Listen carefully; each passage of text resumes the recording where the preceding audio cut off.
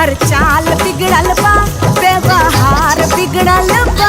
वो कैसे? बोला तनी बोलिया संहार के, नौकरानी रहलू आके रानी भइल।